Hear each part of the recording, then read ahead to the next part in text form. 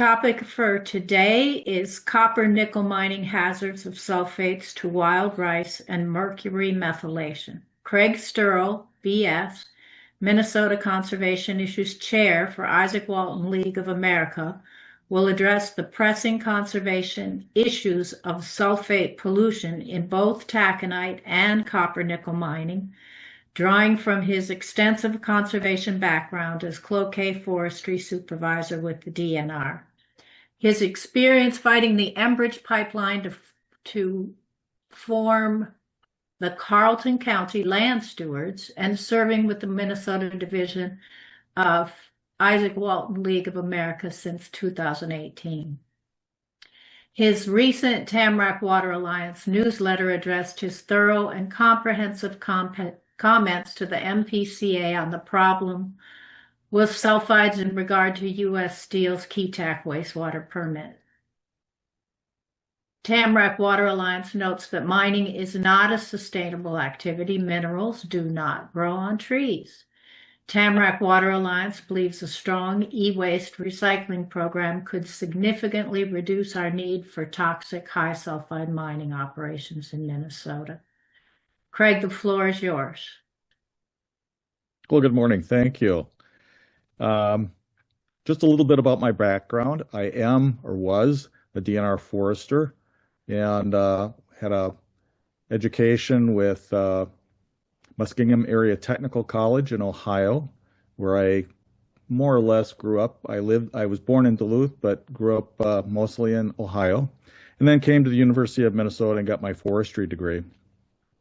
One of the classes that I had when I was at Muskingum Tech was in mineland reclamation. And I had the opportunity, both recreationally and as part of my class, to see the coal mining lands of southeastern Ohio. And this is where I had my first exposure to acid mine drainage.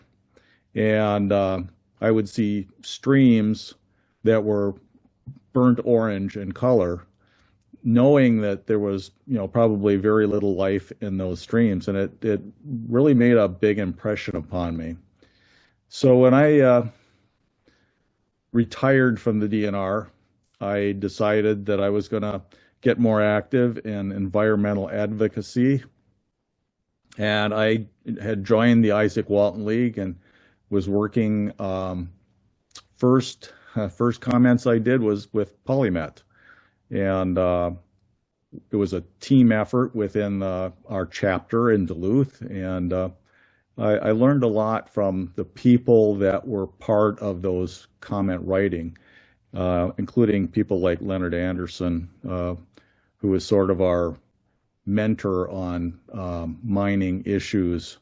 And so I take that information and I try to provide the best of my ability, our comments to the MPCA or DNR or whomever. And one of the things that has struck me about sulfides and sulfate mining is that it is a two-headed monster, because it impacts not just wild rice, but also mercury methylation. And they are inextricably linked. And we have focused on our comments to MPCA that they have to address not just one, but both in thinking about the 10 milligram per liter standard. Sulfates in oxygen poor waters are converted through microbial action to hydrogen sulfide, which is that rotten egg smell that you get in those type of waters. These are abundant in wild rice lakes and in hydropower, such as Minnesota Power's hydro dams. And I won't go into the reasoning for why the hydro is really susceptible to mercury methylation, but it is. Sulfides can be toxic to many forms of life, humans included, at higher levels.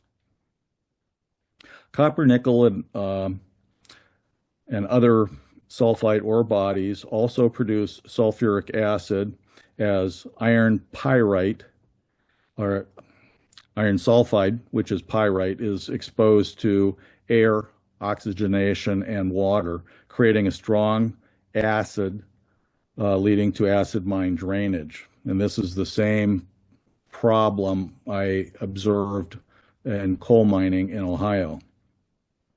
These acids can leach out heavy metals, which include arsenic, lead, mercury, aluminum, magnesium, cadmium, copper, and these can come from waste rock, tailings or tailings basins, and pit walls from open pit mines. This triggers a pollution runoff of toxic materials into both surface and groundwaters, threatening human health and causing a cascade of negative impacts on ecosystems, aquatic ecosystems. We go back to the start of where the standard for sulfides came from, and it was back in about 1938. John Moyle was doing his PhD thesis, and his study was 225 lakes across Minnesota, where he was looking at aquatic plant growth conditions. And one of his observations was that wild rice did not survive well above 10 milligrams per liter of sulfate, and pretty much disappeared when sulfate levels got to about 50 milligrams per liter. In 1973, when the MPCA was going to establish sulfate standards for the very first time, they contacted Dr. Moyle, who was working at the Minnesota Department of Conservation, or now DNR, and asked him about what he thought would be reasonable standard. And he said that the 10 milligram per liter standard would be adequate protection for wild rice. And so that's what the MPCA did in 1973. They established 10 milligrams per liter as the sulfate standard for all waters producing wild rice. And that standard is applicable during the wild rice growing season. In 1975, the first objection to that came from Minnesota Power at their Clay Boswell plant, where they were releasing higher sulfate levels. And that went back and forth. And as a result, MPCA has seldom enforced that sulfate standard, basically for the last 50 years. And MPCA's rationale was that it lacked a list of wild rice waters where the rule could be enforced. That was despite the fact that both the DNR and the tribes had comprehensive lists of wild rice waters, but the MPCA refused to adopt those lists from those two agencies. Eventually, pressures from tribes, environmental groups, and more recently, the U.S. Environmental Protection Agency pushed the PCA for protections of wild rice and enforcement of the 10 milligram per liter standard. Presently, the MPCA is considering the Keetac wastewater permit. Keetac was the first mine in Minnesota to have a numeric standard inserted into their permit. That was back in 2011. And the reason that this one is going to be important is because it is the first. It's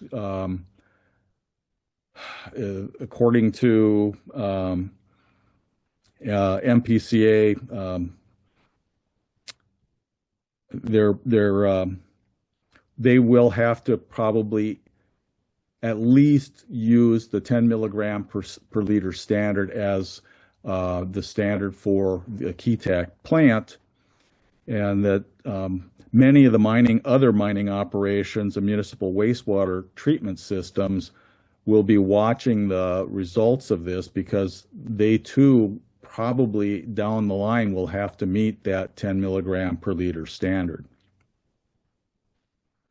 Mining supporters point to the fact that Moyle's work is quite old, back in the 1930s and 40s, and that they felt that it is outdated.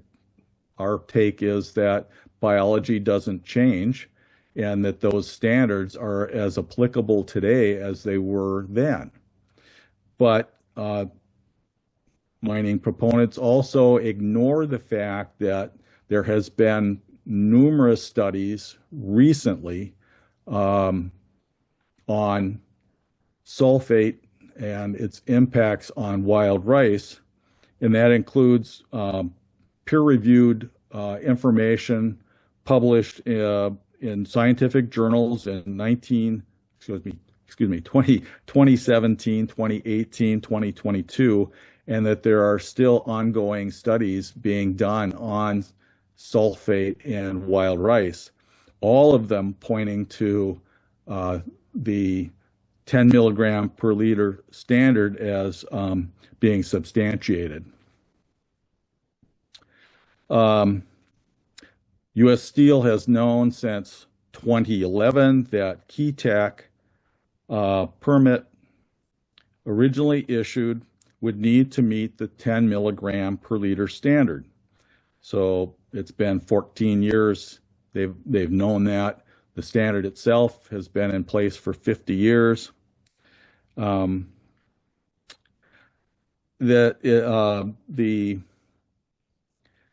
standard is a fundamental operation of the Clean Water Act, that permit limits either stay the same or are tightened at each new permitting process. This means Keetac's new permit limits for sulfate may not be weakened, that the existing requirement of 10 milligrams per liter has to be the minimum standard. Finally, under the newly proposed permit timeline, which is going to give Keetac until April 30th of 2030 to comply, there is plenty of time for them to meet that 10 milligram per liter standard. Keetac supporters and elected officials of both stripes claim installing reverse osmosis filtration systems will cause the mines to close. And I attended a meeting at Virginia. This was the PCA meeting on Keetac, and there was a great deal of impassioned discussion from local communities, political leaders, the business communities. I am sure that there is real concern.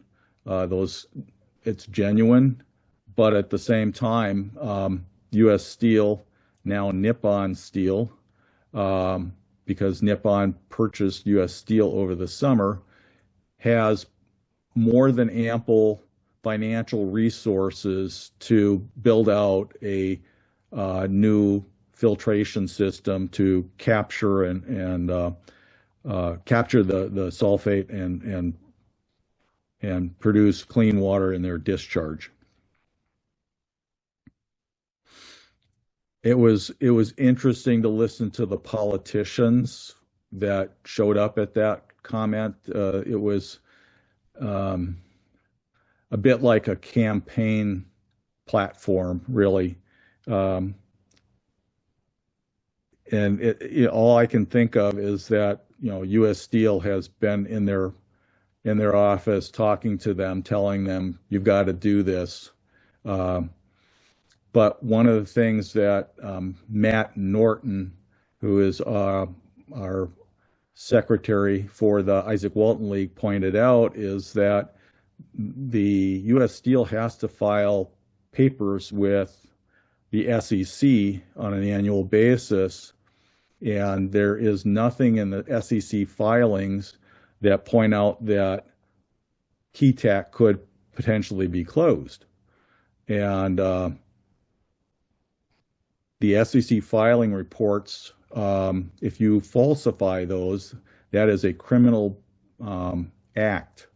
So any executives with U.S. Steel that were to file reports that were false in nature could be brought to trial and jailed. So they're probably aware of that, and they recognize that they cannot falsify those documents. And so there's probably no real reason that Keetac would be closed. Plus, it's the only direct reduction mine that is feeding taconite to the new electric arc welder arc refining processes. So it's a key one to keep open for U.S. Steel or Nippon Steel. We also have to recognize that sulfates not only impact wild rice, but they also are a catalyst for mercury methylation. And this is probably just as concerning because of some health studies that have been done. Methylated mercury is highly toxic, bioaccumulates in the body, whether it's small fish eating bigger fish eating smaller fish, it bioaccumulates up the food chain. And as people eat fish like walleyes or northerns that are top predators, they risk eating quite a bit of mercury. The greatest risk in humans, of course, is for a fetus and or young children that are exposed to methylmercury. It can cause developmental issues, behavioral issues, cognitive problems, and none of this is taken into consideration during the permitting process for places like Keetac. The Minnesota Department of Health did a study a few years ago and found that 10% of newborns in northern Minnesota had elevated levels of mercury when they were born. So this points to the fact that we already have a problem and it needs to be addressed, and it needs to be addressed soon. Corporations, unfortunately, want to privatize the profits and socialize the costs, any costs, but they all are financially sound, these mines, and they need to pay their fair share to make sure that our waters are clean. As a side note, in waters with invasive zebra mussels like the Mississippi River, St. Croix River, Mille Lacs Lake, and hundreds of other lakes, researchers at the University of Minnesota Larkin Lab have determined, definitive evidence that walleye tend to have higher methylmercury levels than lakes without zebra mussels. And so reducing fish consumption is recommended by the Minnesota Department of Health once mercury levels reach 0.22 parts per million. Fish with mercury levels of 0.046 parts per million are considered unsafe to eat. They also found in that study that perch did also increase in methylmercury, but we're still much below that found in walleyes. Whether sulfates are playing a role in this relationship, I personally don't know yet. I'm going to have to do some more research on that and ask some experts and see what they think.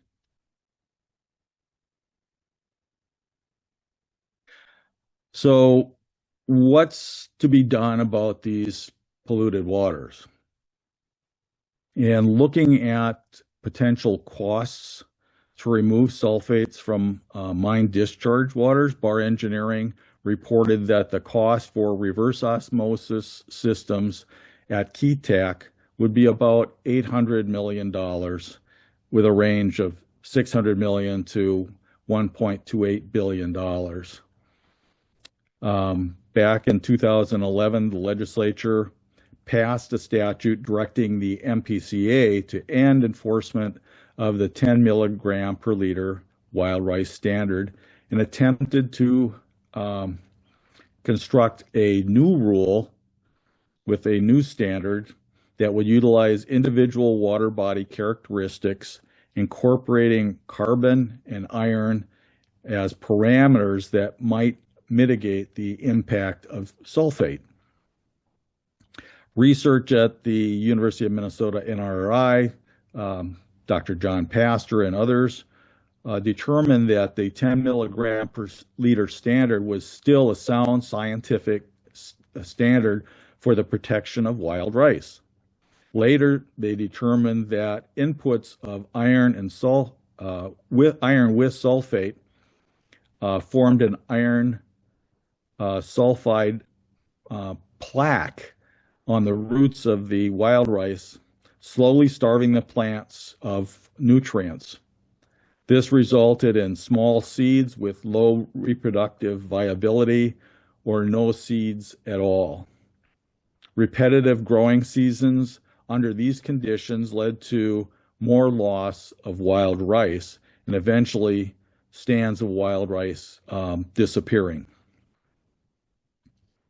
In a hearing before the administrative law judge, the ALJ, their findings of the ALJ's findings of facts included, according to the MPCA, between 1,050 and 1,100 of the wild rice waters identified in the proposed rule are not currently impacted by discharge, leaving approximately 200 to 250 waters for MPCA to prioritize.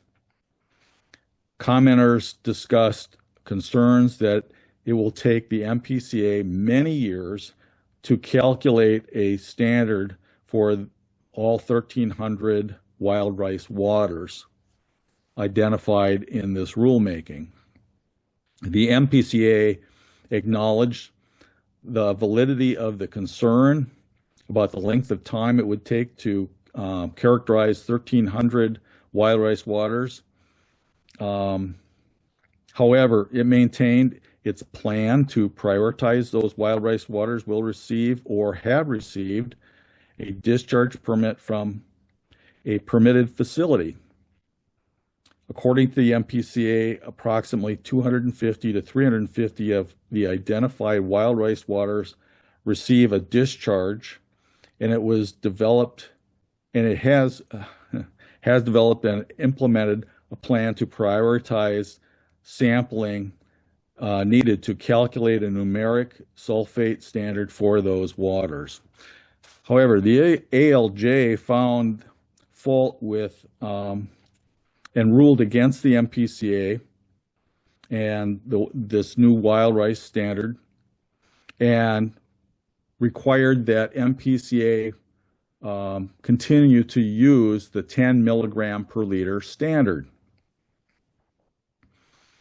And MPCA did not challenge the ALJ's rulings.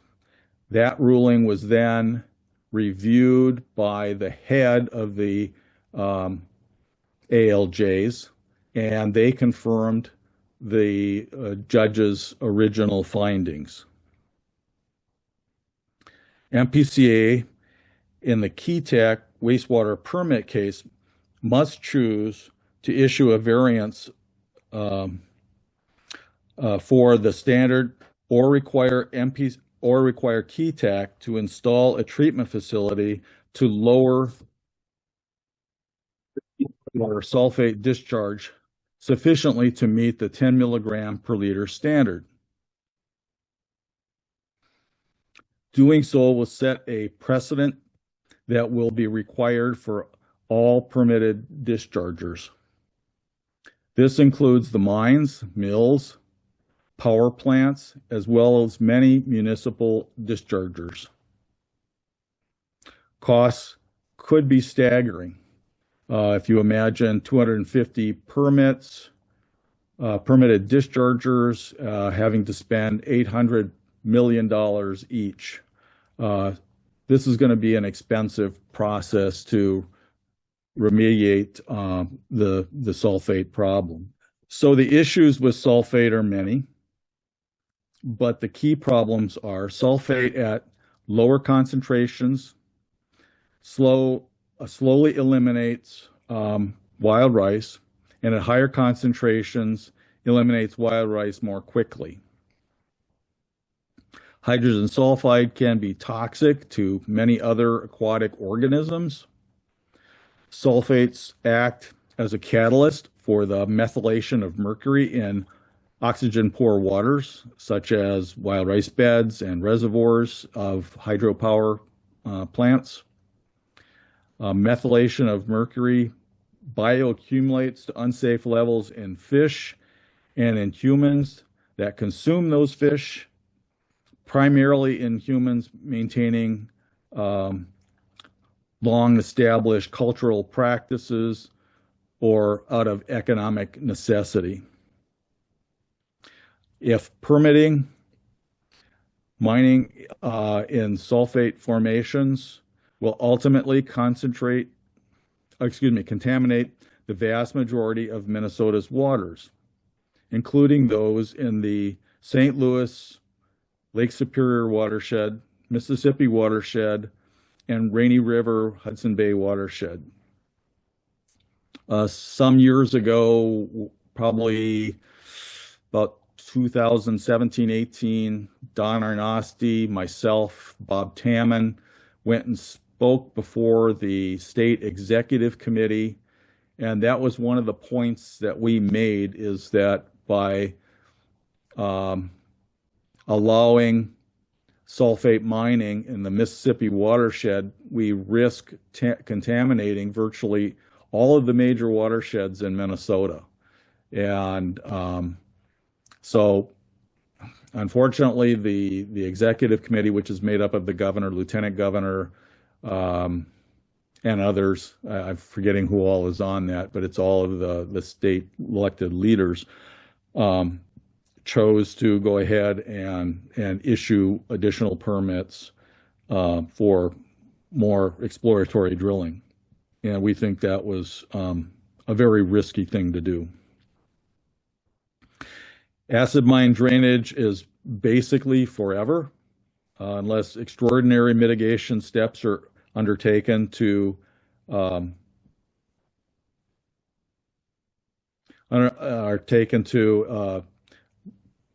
remediate the problems of the acid mine drainage. Such steps are not specified in Minnesota law, and there are no financial assurances from required of the mining companies to cover the cost of rehabilitation in the mining companies if the mining companies go out of business. So basically, the mine companies can declare bankruptcy, and Minnesota taxpayers are going to be stuck paying for the costs of mine land reclamation and trying to remediate forever the discharges coming out of these mines. And again, companies want to prioritize their profits and socialize their costs. And we don't think that's a fair thing to do to the taxpayers of Minnesota. So that's sort of my talk for right now. And I guess I'll entertain questions about sulfide mining and sulfide discharge, and do what I can to answer questions. I'm not a subject expert on sulfide mining. I depend on other people to help me through this, but I will do my best. Yeah, there's a few questions in the chat. Okay. On the cost of reverse osmosis systems, it would seem that there are many large installations of this technology, for example, to deal with municipal wastewater systems. Do we have any information of what typical cost really is? We note that believing Barr's estimate is like letting the wolf watch the hen house. It's a good question, and one that I really don't have a good answer for. I think looking at reverse osmosis processes at other places around the country, you might be able to get some idea.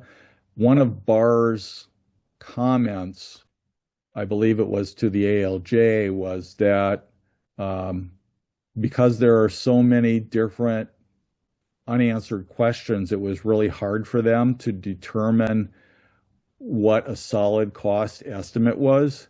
And that probably explains the large range of variability from 600 million to 1.2 billion dollars in costs, almost double. So I think because Minnesota has not used that in any of its applications, whether it's at mines or at municipal wastewater treatment facilities, I think there's still just a lot of unknowns about what really is it going to cost. Now, the one thing you have to think about is, as we scale up the need for more of this, is there some economies of scale that will help drive down the price of these systems? Don't know. The one thing I've heard about them is that there's also maintenance costs, as well as they are very energy dependent. So the removal of sulfate is not going to be a cheap and easy thing to do. It is going to cost, and it's going to, whether it's costing the companies or whether it's costing citizens for municipal wastewater treatment. For example, here in Duluth at the WLSSD, the cost could be fairly high. But we have to ask what price are we willing to pay for clean water and the preservation of our ecosystems. Chris Baldwin, a retired mining engineer, points out that like LTV and reserve bankruptcy, this is how it goes. Yeah. One of the things that we've talked about internally, and one of our members was part of the MPC Citizens Oversight Committee at the time of reserve mining. And this was back in the mid-70s, I believe. There were threats from reserve mining and Armco Steel that they were going to have to close up their facility at Silver Bay if they were forced to move the taconite tailings from being dumped in the lake to milepost 7 or other options. And they made a lot of threats against that they were going to close up the facility, but as we can see from a historical perspective, that never happened. Silver Bay continued to operate. The community continues to survive. Um, Mining has always had its ups and downs, and and that's just part of the economy of those mining communities, unfortunately. Uh, Lynn Anderson asks if you've requested an audience with Keith Ellison and his newly formed Water Commission to present the concerns about sulfide mining. No, I have not, but that's a good idea, and I will make note of that. Thank you. And Tamarack Water Alliance says that the Eagle High sulfide mine in Michigan uses reverse osmosis filters, but they likely won't say the cost, but they do it and still make money. Mm-hmm. Yeah. And I think that was the point that we tried to make, is that the companies can certainly afford it. They're multi-billion-dollar companies on an annual basis. If you amortize $800 million over, 20-year life expectancy of a reverse osmosis process, the annual cost is not all that great that they can't afford it. They certainly can. They're making enough money. Stockholders are getting paid. Executives are getting paid. It's doable. They just have to be forced to do it by state regulation. Larry Baldwin says if a mine would design their process ideally, what would a mine look like that creates a containment structure that contains acid mine drainage and monitors such all in perpetuity? That's a good question, but I at the same time, I'm concerned about a containment facility. I envision, I'm forgetting the name of the mine right now that's in Butte, Montana, where they have this Superfund site. It's a giant tailings, well, it's a giant lake that is so toxic that any birds that land in it die. And waterfowl have flown into that lake and die there, or drop out of the sky flying along someplace else. I'm not sure I want to try to maintain forever a facility that is that contaminated. I would rather try to deal with it up front right now to mitigate the problem, and limit the costs to those that produce the issue, and try to minimize the costs that society has to pay for treating their problem. Chris Baldwin states that the online taconite tailings piles act as a giant groundwater injection system. Mintac reported 4,000 tons per year sulfate effluent that travels downstream to Pike Bay of Vermilion and into the fish hatchery. Now what? Yeah, it's a good question. Yeah, the taconite, taconite is supposedly a relatively safe, low sulfate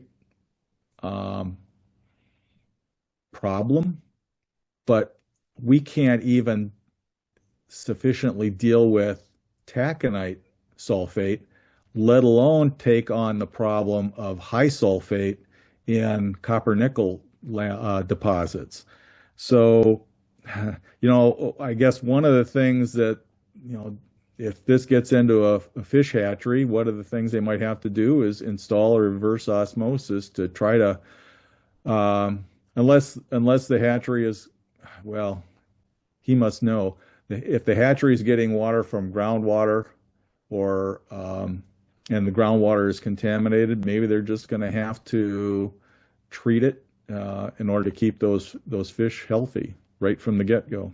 Because otherwise, you're just producing stock that's going out to lakes that already has some level of possibly some level of methyl mercury in them.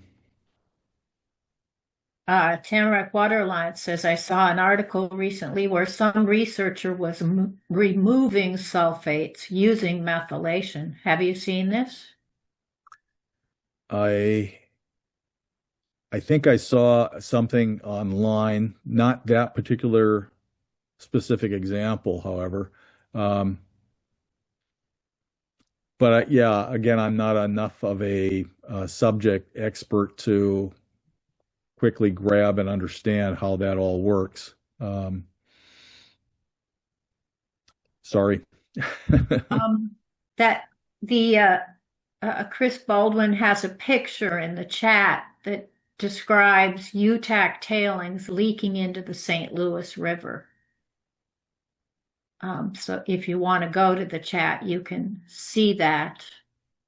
Okay, thank you. And yeah, we do know that. I mean, for example, the Dunka pit, which was an iron pit, a taconite pit, from back in the 60s and 70s, I believe, that's closed up, is now, they had to dig through part of the Duluth complex to get to the iron ore below it. And they stacked the overburden off to the side, and that is contributing to sulfide problems in Birch Lake, which is what leads into it's the headwaters of waters going into the boundary waters. So this is one of the things that Matt Norton and his workers are doing, is sampling waters all around Birch Lake. They know where the sulfates are coming from that go into Birch Lake. They're coming right from that one creek, Dunka Creek, that comes out of the Dunka pit area, and it's bringing in sulfides from that overburden material. So far, MPCA has not addressed it. They have done nothing. We can add to that fairly recently at the Peter Mitchell mine, they've broken through the earth dike, I believe is the term that they use, that separated the two major watersheds, the Rainy River from the St. Louis River watershed. So waters from the Peter Mitchell mine are now flowing over towards the Dunka pit and into Birch Lake. And this is probably also contributing some additional sulfates. So, taconite is supposed to be a fairly safe process for sulfates, but it is already contributing to the problem. And Chris Baldwin shows another picture of that. This is the in-pit Virginia formation of the Duluth Complex sulfide waste rock dump currently being built at Peter Mitchell Pit and draining sulfides into the boundary waters. Yeah. The beginning of the copper nickel mining. Yeah. Yep. Yeah, and they're is that copper exploration, just to clarify? No, it's overburden.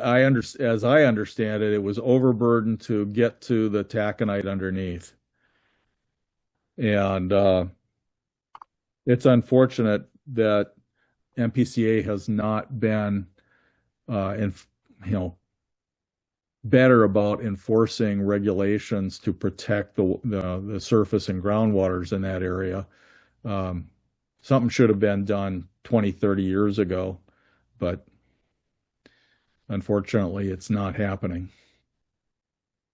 I have a question. Has there been research done on the old underground copper mine in Ely and its sulfate pollution in the boundary waters? I think as far as I know, the underground mine, like at Tower, was a iron ore, not No, the copper. one in Ely, the one, it might have just been a tiny one, the one Oh, just north of the city. I'm not even familiar with that one. It But closed in 1960, okay. Uh, 68. yeah, again, I'm I'm not enough of a subject expert. I'm a forester, not a not a mining expert. I wish I was at this point. Um, Tamarack Waterline says, I think the challenge with containment is that there may be no way to do this, in that sulfates can be in dust, which is vented, as well as water, Mhm. which we know flows everywhere, and Yeah, containers will break over time. yeah, yeah. Nothing man makes is permanent. So at some point in time, uh, places like reserve mining, the tailings basin at Milepost 7, I worry about that one suddenly letting go during a major rainfall event, where we might get a foot of rain. Our climate is changing, and that is going to play into how well these structures or how much they are pressured by the outside environment, and will they still serve their purpose, or will they collapse and dump their contents into the environment? It's really problematic from my perspective.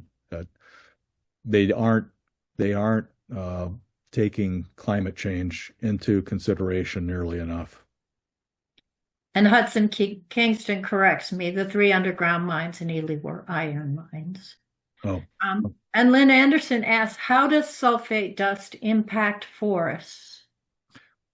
that's a good question. I have not seen any study on that. It's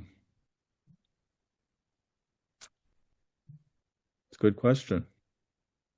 I'll have to look and see if there's some information about that out there. I would be more concerned about it. Um, our peatlands are absorbing a lot of atmospheric mercury. And as that dust is distributed, if it goes through a wetland, um, that sulfate is going to methylate that mercury, I'm afraid.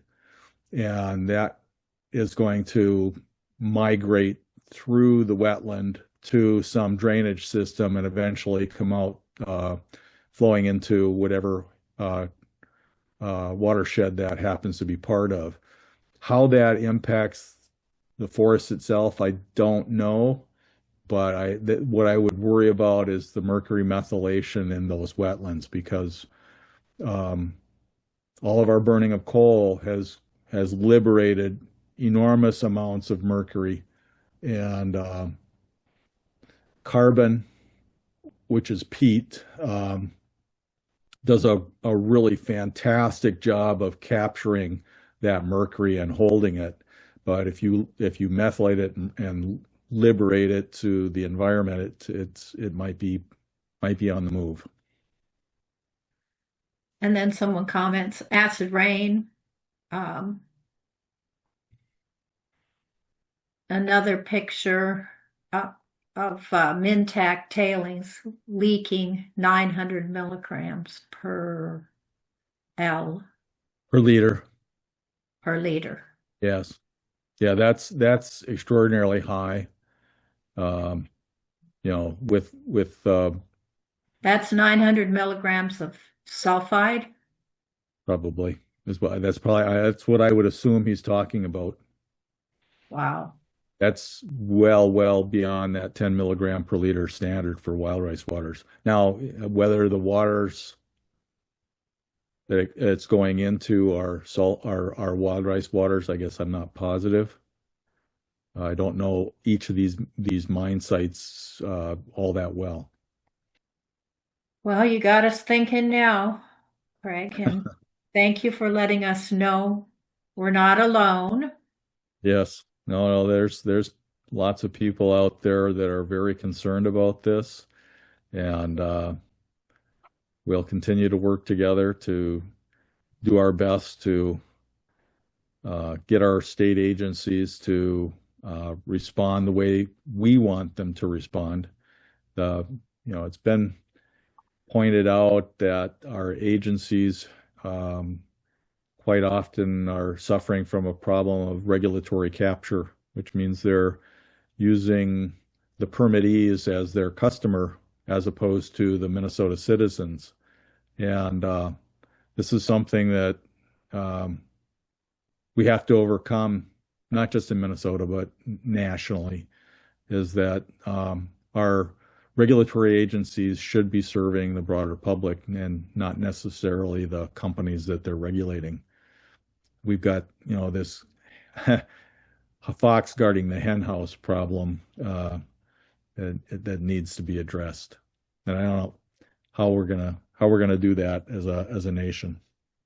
And everybody says thank you very much. Lots and lots of people. Great presentation. And could you leave us with that statement you made twice about the mines leaving us with the social costs? And yeah, it's businesses tend to want to privatize the profits and socialize the costs.